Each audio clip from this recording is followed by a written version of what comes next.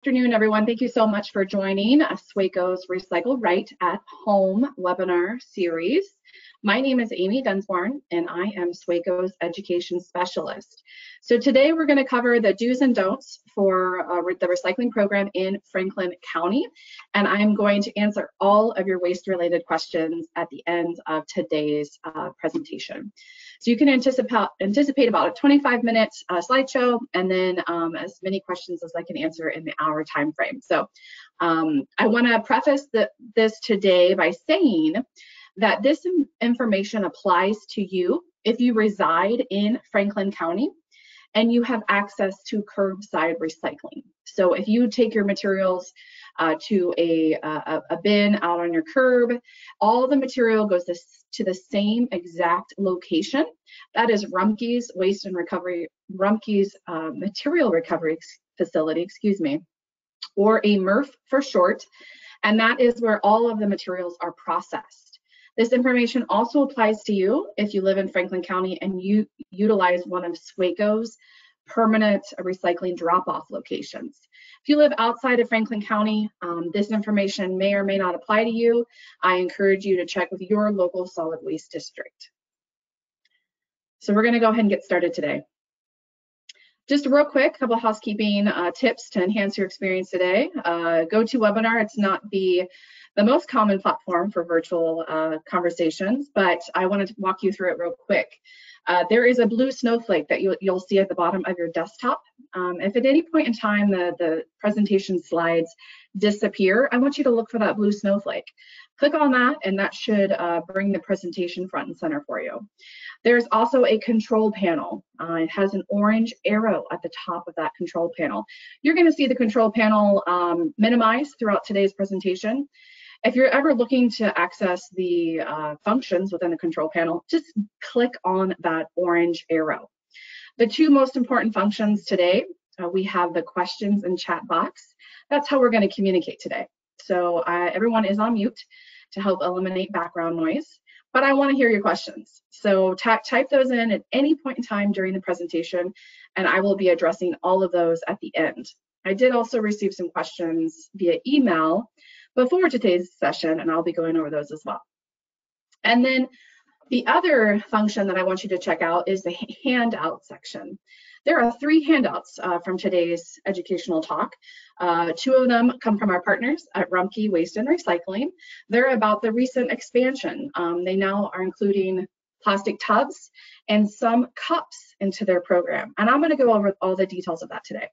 And then I also included the slides from today's presentation.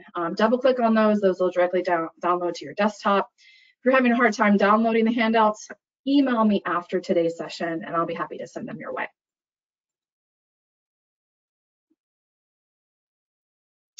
So before we dive into the content of today's session, I did want to briefly highlight who we are at SWACO and what we do for Franklin County. So we help to manage the waste stream for Franklin County, and we own and operate the landfill. Our mission is simple. We want to reduce our reliance on that landfill.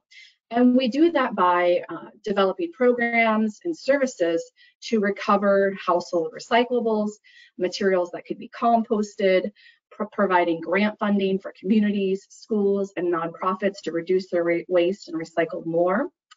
And then we host a public recycling drop-off location for folks that maybe live in an apartment complex.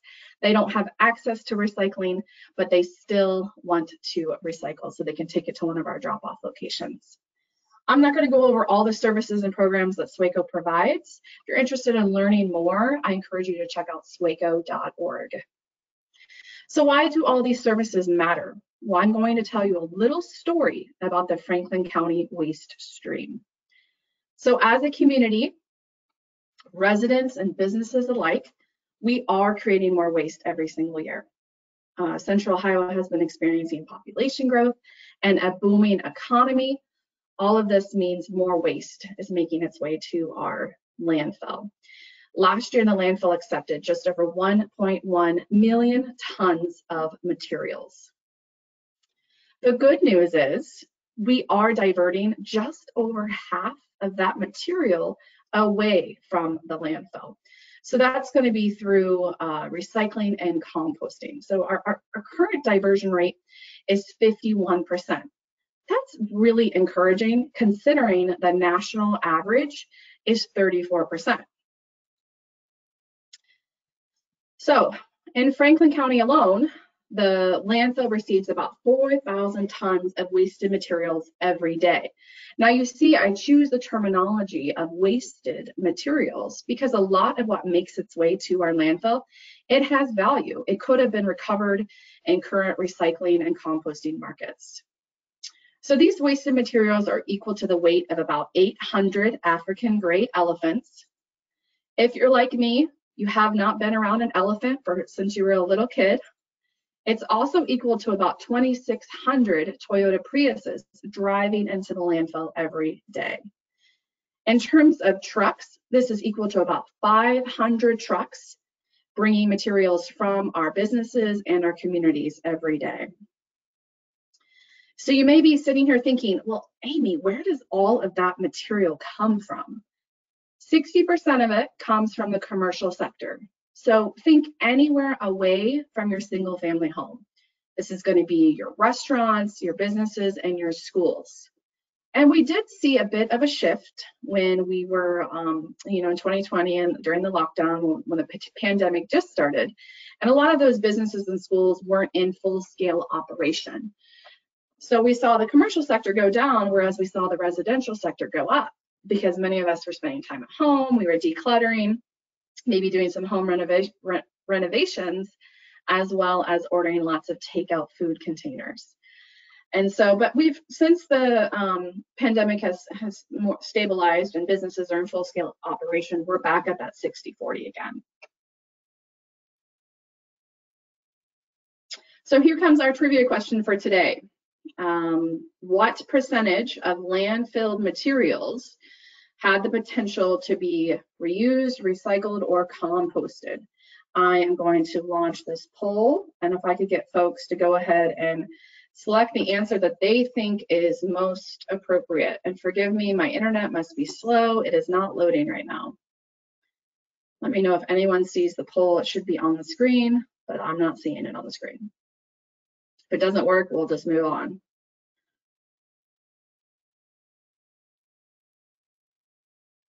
Oh, it looks like people are voting. All right, fantastic. So we've got 50%, 65% of the material, or 76% of the material had the potential to be reused, recycled, or composted. Keep in mind, this is just our one county landfill in Franklin County. I'm going to go ahead and close it out. If you haven't had an opportunity to participate, that's okay. So it actually looks like a majority of folks selected 50% of the material 50% of today's attendees selected the second option at 65%. And so what the real number is 76%. So 76% of the material had the potential to be recycled or composted. So we know we can do better. We know we can continue to, SWACO wants to continue to build out diversion services and programs and enhance infrastructure to help recover these materials.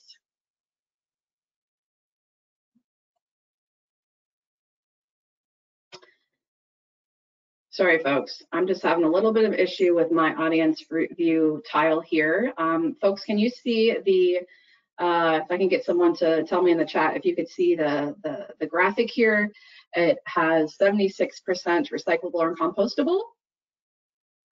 We could just get someone to tell me they can see that because I can't see it on my side of things.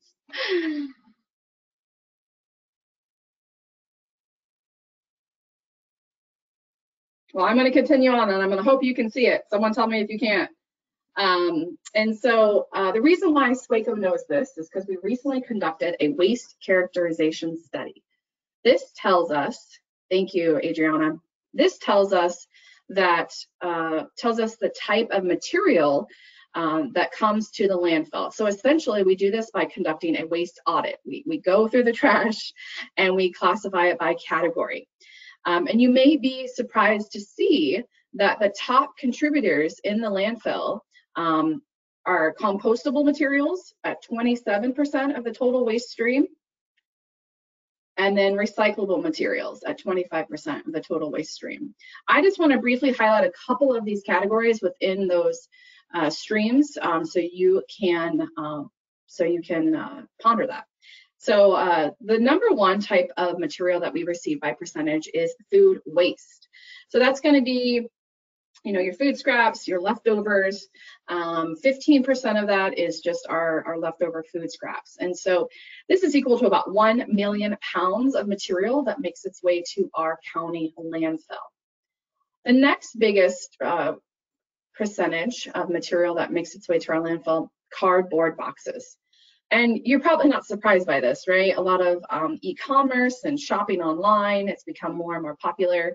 Unfortunately, a lot of those cardboard boxes are making their way to the landfill, 100% recyclable. If anyone's interested in diving deeper into that waste characterization study, it is available on our website for you to view. So as parents, friends, neighbors, and colleagues, you are in an important position to help make a measurable difference and lead us towards a more sustainable future. SWACO has set a goal of helping Franklin County reach a 75% diversion rate by 2032. Right now we're at 51%, so we still have a ways to go and we need your help. So what can you do? How can you get involved? Well, knowing what's accepted for recycling at home and work will help us get there. All right, so for the good stuff for today. So everything that you see here on the left-hand side is accepted for single stream or mixed recycling. So again, if you missed the beginning of the session, as a friendly reminder, this information applies to you if you reside inside Franklin County. You have access to curbside recycling, okay? It does not matter who your hauler is. It all goes to the same place, Rumpke's Material Recovery Facility, to be processed and then sold to end users to become new products. This also applies to you if you use one of SWACO's recycling drop-off locations, okay? If you're outside of Franklin County, this information may not apply to you, and I would encourage you to check with your solid waste district. So all paper and cardboard is included. This recently, the recent expansion is to include poly-lined paper cups, which is really exciting.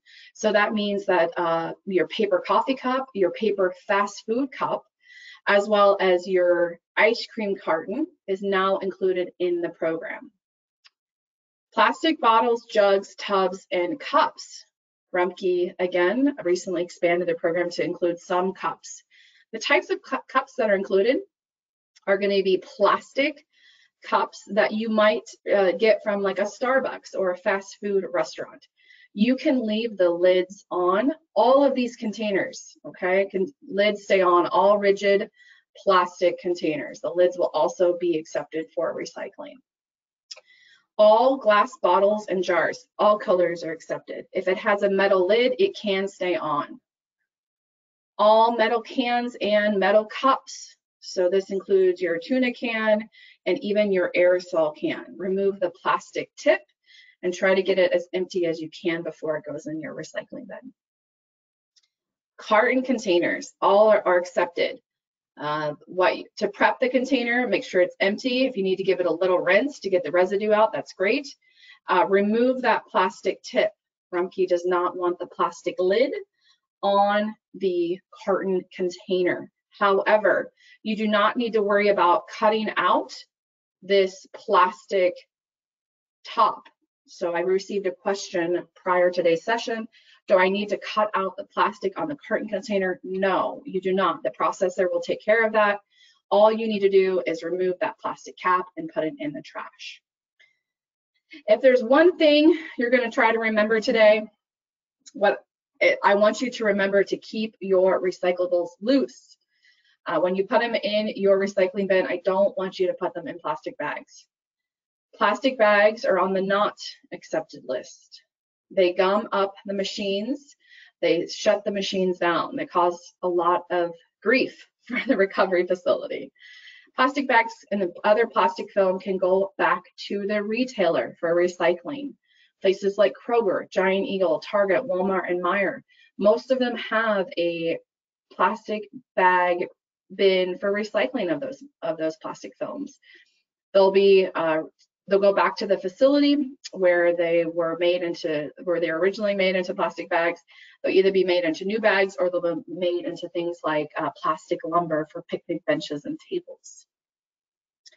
Some of the other not accepted items that we commonly see in the recycling stream at Rumpke, batteries, propane tanks, and other flammables. Again, these are a big no-no. They're very dangerous in the recycling facility. Batteries, propane tanks, and other flammables should go to SWACO's permanent household hazardous waste location, and I will go over that later in the presentation. Tanglers such as electronics and hangers are a no-no. And then plastic takeout food containers or clamshells, as well as styrofoam. That is a no. Those are not included in the program at this time. Plastic, there was a question that just popped up. I want to address it here while I'm on the slide. Plastic lids are accepted on plastic bottles and jugs. So all lids on the plastic containers are accepted. If it's a rigid plastic, the rigid lid is also included. I know it's typically a different type of plastic. Don't worry about that. It's accepted, okay? And so they have a way, the technology is advanced enough to separate out these two different types of plastic resins. If it is say it's a yogurt container or a pudding cup, and it has a very thin plastic film lid, that should be discarded in the trash. So just think rigid plastic, those are accepted. So again, it's important to understand that SWACO is not the one making these decisions, okay? It's Rumpke Waste and Recycling. They are the Central Ohio recycling processor. They develop the relationships with the end users and the buyers who purchase these materials and then make them into new products. And so the recent expansion to the program is, this happened February 1st of this year, is to now include cups. I went over this in the slide before, but essentially this includes all paper cups. You do not want to put the lid on the back on that paper cup. The reason being, the lid that's on that paper cup is made from a polystyrene plastic, and there isn't a stable market for that type of plastic. Therefore, Rumpke does not want it. So if you remember to throw your lid away in the trash and put your paper cup in the recycling bin. Plastic cups. This includes any fast food plastic cup or Starbucks cup. So you want to, the lids are included in this program. So keep the plastic lid on the plastic container. A simple rule of thumb that might help you remember all these rules, because I know it's a bit complicated, right? And again, SWACO's not coming up with these rules, but how I try to educate people and remind people in my household, if it's a different type of material that the lid is made of from the actual container, most likely that lid isn't going to be accepted. Now, this isn't a general rule of thumb because I told you metal lids are accepted on glass containers, but when it comes to paper and plastic, that rule applies. So no plastic lids on the paper cups, plastic lids are accepted on the plastic cups. And then aluminum cups, you might have seen these out and about, maybe at a festival, maybe at a brewery. They are becoming more and more popular. They can be reused over and over again. They're durable, they're sturdy, and but if you don't want to reuse them, you can recycle your aluminum cup.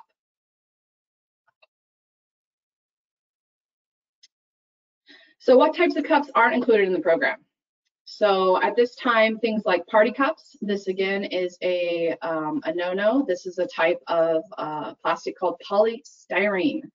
Polystyrene, there isn't a stable buyer for it right now, and therefore party cups such as solo cups are not included in the program. Straws are a no. Any coffee cup lid, that's a no. Styrofoam cups, no styrofoam is included in the program, whether it's a takeout food container, whether it's a styrofoam cup, or maybe a styrofoam egg carton. Unfortunately, Rumpke doesn't have a buyer for that material. And then K-cups or coffee pods. Those are also not included in the program.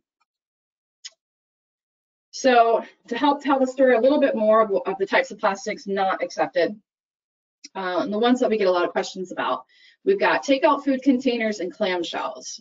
So some people might think that those fall into the tubs category, but they really don't. So the black takeout food containers and those clamshell containers, again, Rumpke doesn't have a stable end user for them, therefore they will not accept and recycle them. Prescription medicine bottles and over-the-counter medicine bottles, that type of plastic does have a stable buyer. But what I will say is that because of their small size, they often slip through the screens and they fall on the floor at the recovery facility. So Rumpke can't make a promise that they will be captured and recycled. What I would recommend to you instead, if you can, is if you buy vitamins or over-the-counter medication, to try to buy it in bulk.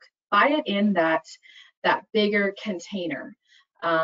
So in that bigger container, essentially anything bigger than your cell phone is going to be accepted for recycling. So try to buy those items in bulk. Now I understand you can't buy your prescription medications in bulk. Unfortunately, SWACO does not know of an end user or a company that will accept prescription pill bottles. So instead those will have to be reused or make their way into your trash can. And then the other commonly placed item in the recycling bin that unfortunately is not accepted, nursery containers. Sometimes organizations such as Flow, Friends of the Lower Olentangy Watershed, or maybe your local nursery or Lowe's or Home Depot, they might have a return and reuse program where you could bring those back for them to reuse in their nursery.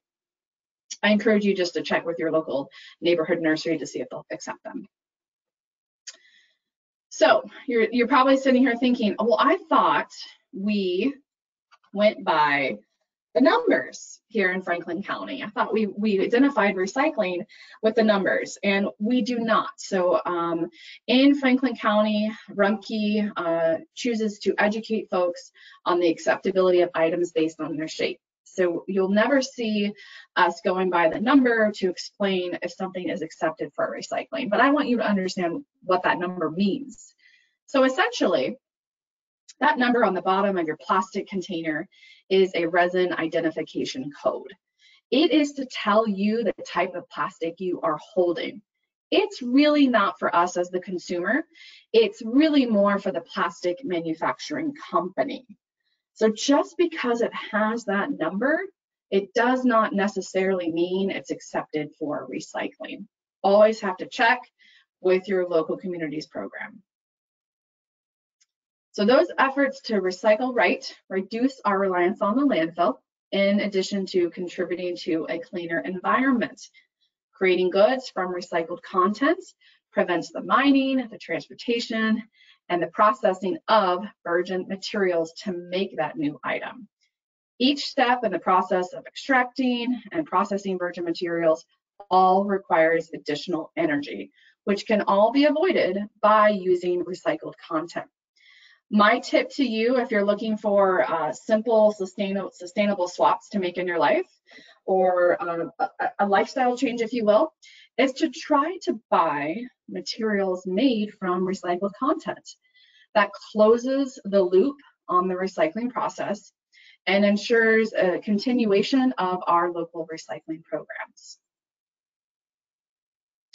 Your efforts ensure that materials can reach their full potential as a new product. When materials are picked up at the curb, they are sorted and sold and turned into new products.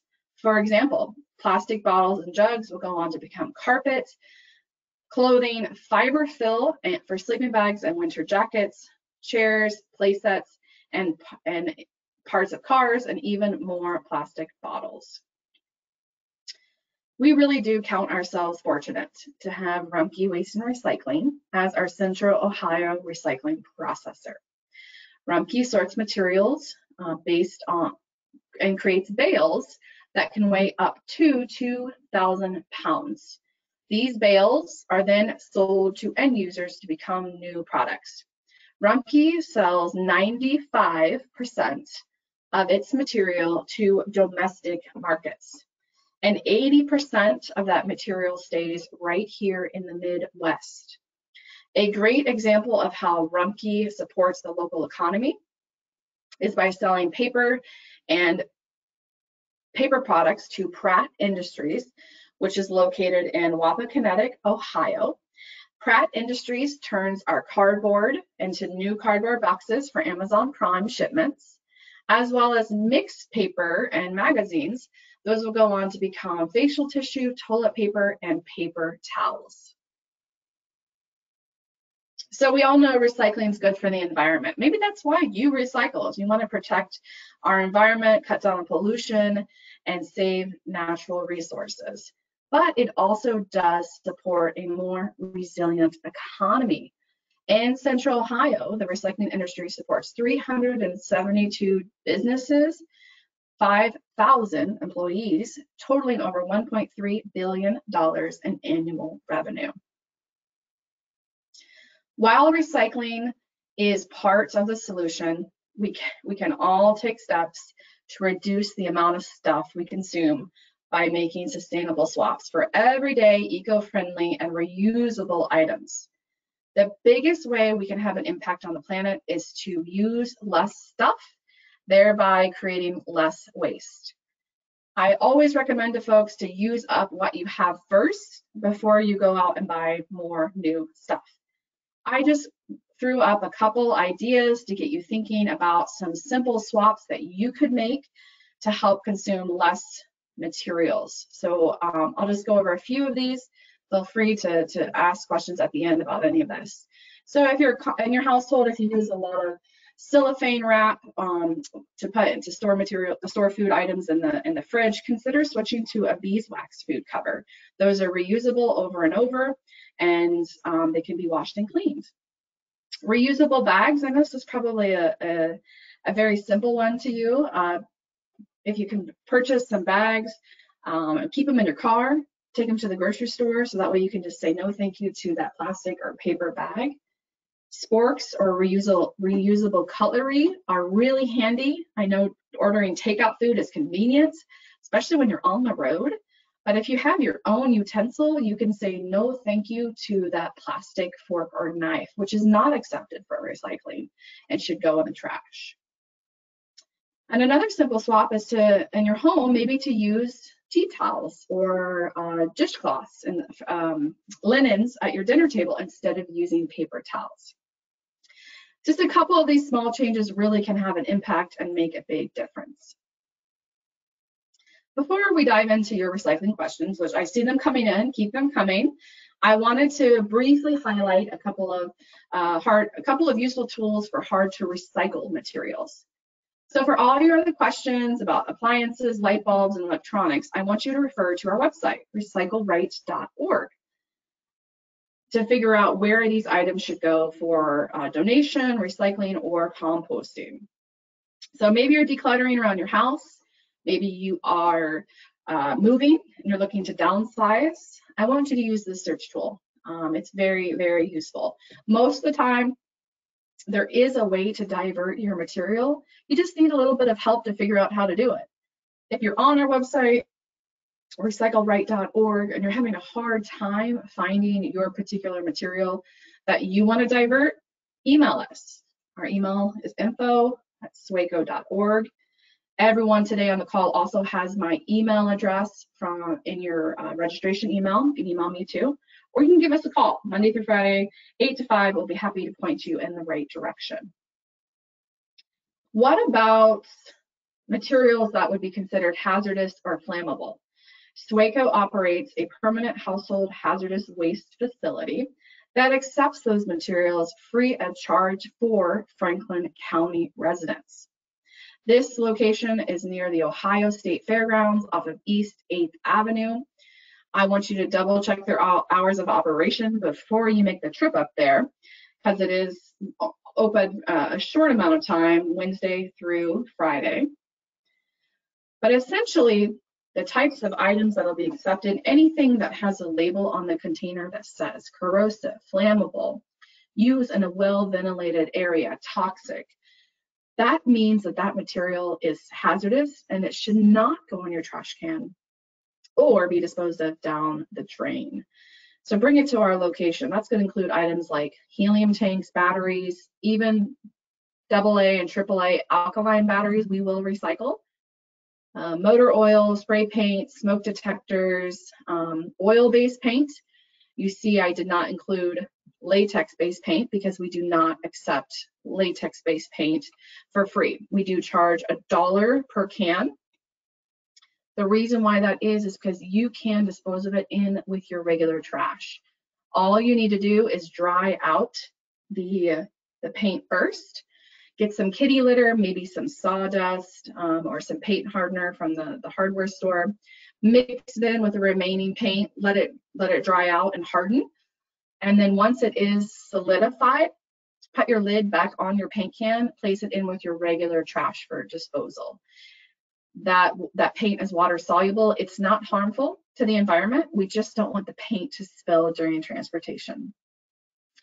And then fats, oils, and greases. So if you're in your household a big fan of deep frying items and you have leftover grease, can wreak havoc on your plumbing system, bring it to Sweco's permanent facility and we'll take care of it. All right, I know that was a lot of information. We ran through it pretty quickly, but I wanted to give you the tools so you can leave this session knowing the proper method of disposal and recycling, the recycling basics. So I'm going to pause here and I'm going to open it up to questions from the audience. So if you have a question that you haven't had a chance to type it in, now is your opportunity.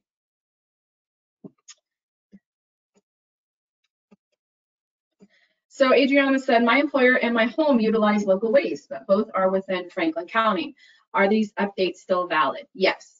As I mentioned before, your material is going to the same place to be processed.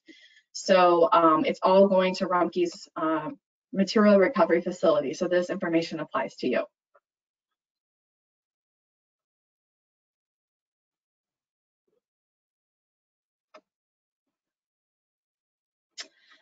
Jason asked a question, home food delivery services are more popular and many use PETE #1 insulation.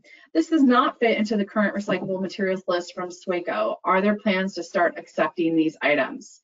You are correct, Jason. These do not fit within the criteria of what Rumpke Waste and Recycling currently accepts because they have not found a stable buyer to turn that PET #1 insulation into a new product. Hopefully that will change in the future, but that is something that is really based on market demands and it's out of our control. So that PET #1 insulation, I'm not familiar with it. I've seen the ones that are labeled as compostable or biodegradable, which is pretty unique. I've even put some of those liners, put some of that insulation in my compost bin before, and it has broken down, which is pretty cool to see that. But at this time, yeah, that PET insulation would not be accepted. You are correct. Plastic utensils, Frank, are not accepted in the program. I know. It's just right now that type of plastic doesn't have a stable buyer, therefore Rumpke does not accept them. I encourage you instead maybe to try to switch to a reusable spork or bamboo and keep it in your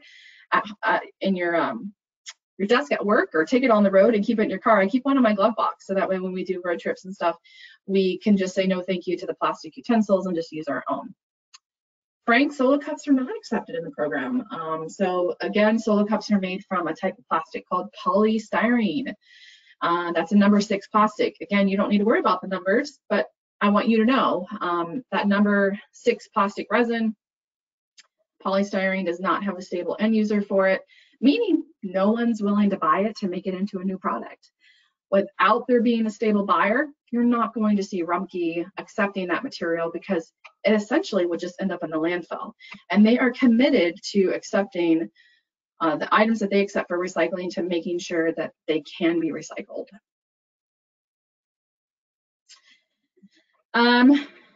Angela asked a question, do you have educational materials that can be ordered for distribution to the community? Angela, that's a great question. I'd love for you to follow up with me after today's session via email. My email is in your registration email that you received.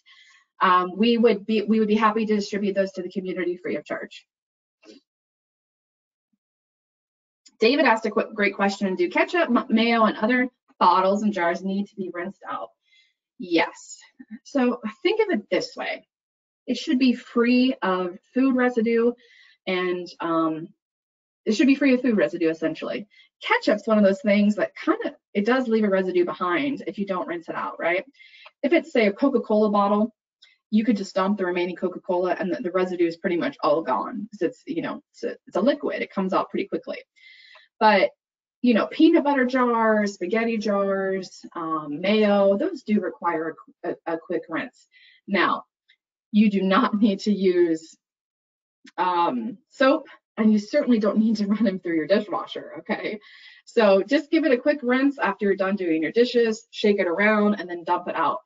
It doesn't have to be 100% perfect. Just do the best you can without using a bunch of extra water and soap. LED light bulbs. Jeff wants to know what to do with those. That's a great question. So the Swaco's permanent facility will accept any fluorescent light bulb. So those are typically the ones that have the compact fluorescent ones that maybe have the rings, or it's a long tube. Those contain small amounts, I believe, lead in them that can be toxic when inhaled. And so we will accept those for free. LED light bulbs, I believe Home Depot and Lowe's have a program that will take those. Otherwise, they can go in your trash. They are not hazardous for the environment. Leslie asked a question, is there industrial composting in Franklin County? Not any longer, Leslie. So there used to be a compost facility that was owned and operated by Innovative Organics. That facility closed down a couple years ago. And Swaco is currently in the process of developing a what we call an RFQ to find a qualified candidate for us to go into a public-private partnership to build this compost facility in Franklin County. So it's something that's on our radar. We know that we need to continue to improve the local infrastructure. Right now, all of the compost from all the communities programs and the services that are provided to homes and businesses, all that compost is traveling to London, Ohio, which is really not cost effective for us to be transporting this compost all around the state, right? So Swaco knows that it's important to develop that infrastructure locally, and we are working on it. We hope to have more information to share here in the next, by the end of the year, and we're hopeful to have the compost facility up and running by 2025.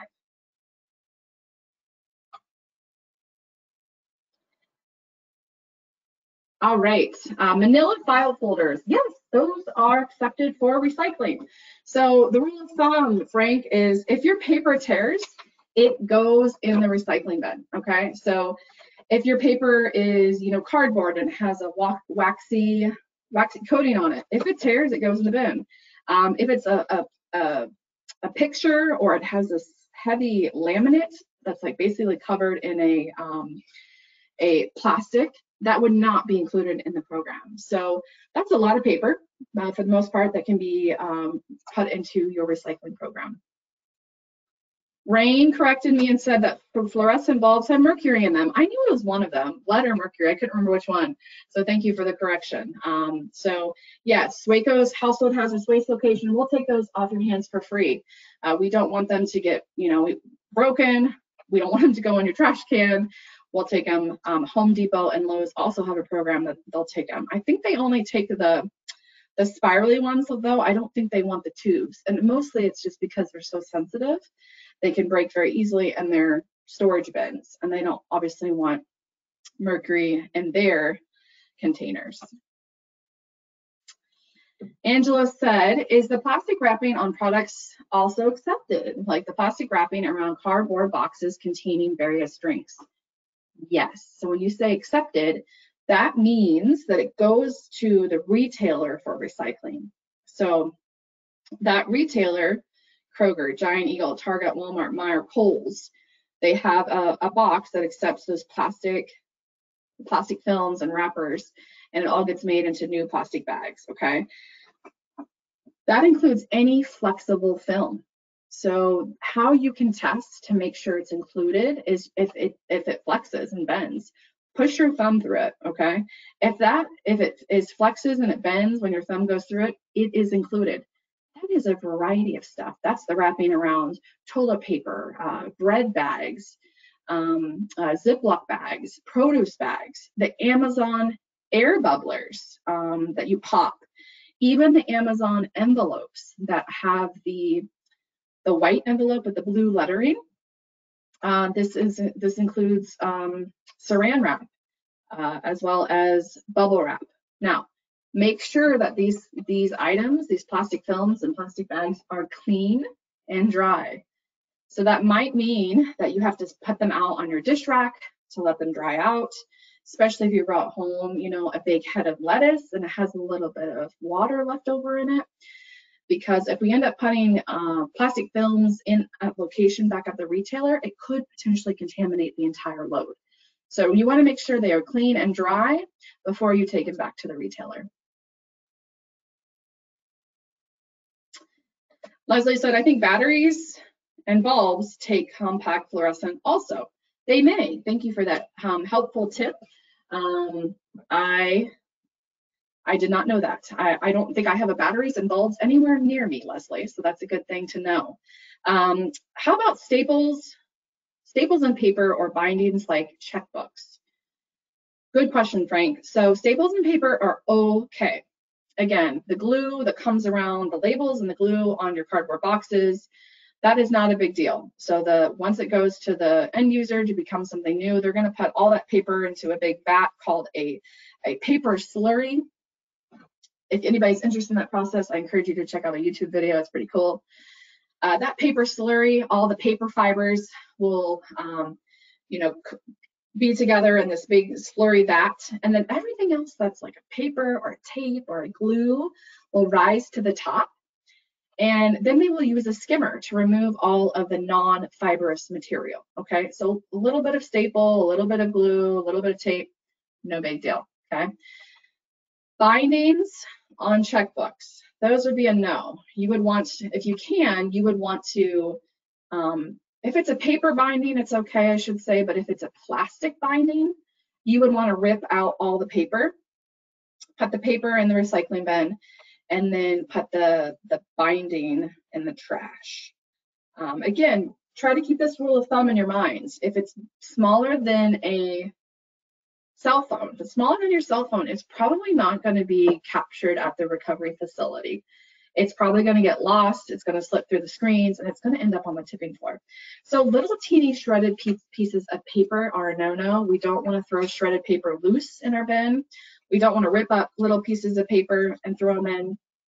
They just won't make it to be recovered, to be turned into something new. And so if you have shredded paper at home, you're shredding your sensitive documents, Rumpke has said that to make sure that the shredded paper is handled and is recovered properly, they want it in a clear plastic bag. Now you're thinking to yourself, Amy, you just gave me a lecture about how we don't want any plastic bags. You're correct. No, recycling should not go in plastic bags except for shredded paper. The reason being, Rumpke has people working on the line at the recovery facility that are manually picking out contaminants, okay? Removing the food waste, the bowling balls, the picnic benches. That's right, you heard it correct. People put all sorts of weird things in the recycling bin. When they see your clear bag, they can see through the contents to see that it's shredded paper. They will pull off that shredded bag, that bag with shredded paper inside of it, and then manually walk it over to the paper line. Open the contents of the bag, dump the shredded paper in with all the other paper, and then discard the plastic bag. If we place it in a black bag or a bag that's not transparent, they don't know what's inside your bag. And they don't have time, and they don't really have the ability just to open all the bags that come into their facility. So but the only time anything should go in a bag is if it's shredded paper. I will say that maybe you don't have a clear plastic bag at home, you don't have one that's transparent. You can compost your shredded paper too. So if you have your own backyard bin, Shredded paper is fine to go into the compost bin. It's a great source of carbon, breaks down fairly quickly. I just put mine in as my shredder gets, fills up. And so that's another option if you don't want to mess with the plastic bag and the recycling bin. David asked a question, what about aluminum foil? No, aluminum foil is not accepted for recycling. I wish it was, but it's not. Rain said, will the recording be available? Yes, I'm going to send this recording to all of you tomorrow at noon. So even those folks that weren't able to join us today, you will get the recorded session emailed directly to you tomorrow at around noon.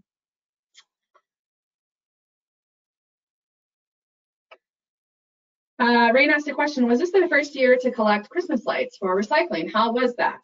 So SWACO does not collect Christmas lights in at any of our facilities. However, we did see many different communities organizing a Christmas light recycling program. And so we thought that was really great. But those Christmas lights did not come to SWACO's facility to be recycled. They must have found another buyer for those Christmas lights. What I will say, Rain, is the organization Goodwill will accept your Christmas lights, working or not. They have a stable buyer for those Christmas lights. They scrap them. There's copper inside of them. And when they scrap those Christmas lights, they can bring in a small revenue stream to help support their job development programs. So Goodwill will accept them. Places like Accurate IT and Columbus Micro will also accept them. If you're interested in learning more about where to take your electronics for recycling, I want you to check out recycleright.org.